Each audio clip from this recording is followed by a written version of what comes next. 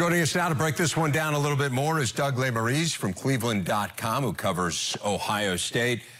Doug, presumably the Buckeyes have been waiting for this game for a year. We saw what a powerful motivator revenge can be last week for Penn State against Michigan. How big a factor do you think that is in the minds of the Buckeyes heading into this one? Yeah, I think it matters, and they thought themselves it mattered when Oklahoma beat Ohio State this year. Oklahoma was mad about Ohio State winning in Norman last year. So I think that's real.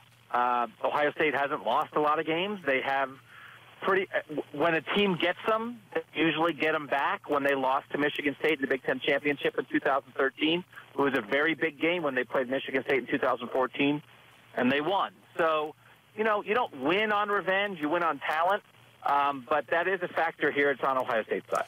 Well, let's focus on the talent part, and if there is an area where Ohio State has struggled, not necessarily because of a lack of talent, but I think to a large extent because of a lack of experience, it is in the secondary. We know how good Penn State's receiving crew is.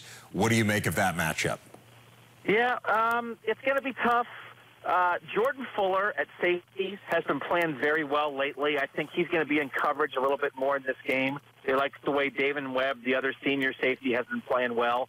Denzel Ward has gotten thrown out a lot, and he's given up a few things because everybody does, but he's played really well. So it's really the other corner spot, Damon Arnett and Kendall Sheffield.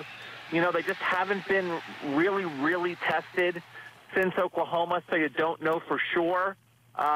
So, yeah, I think that's the thing that sticks out. As good as Penn State is in the run game, that part of defending the Penn State pass game, I think, is the biggest worry for Ohio State.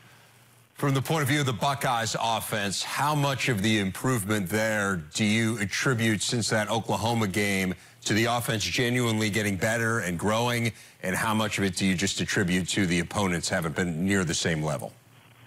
Yeah, I've been trying to explain this to our readers on Cleveland.com for a month. This is real.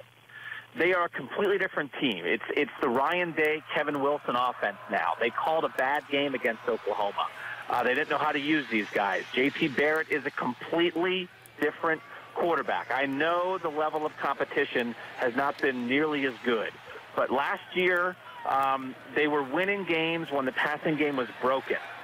This year, I know why people might be hesitant, but this passing game is fixed.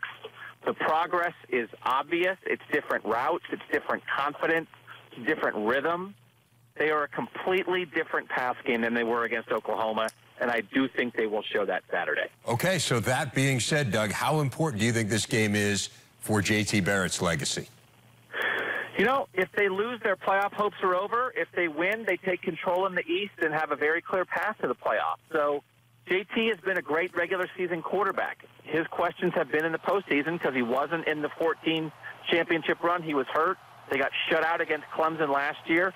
So it's huge because it will, if they win, it will allow him to stay on the path to do what he hasn't done yet, which is be dominant in the playoff.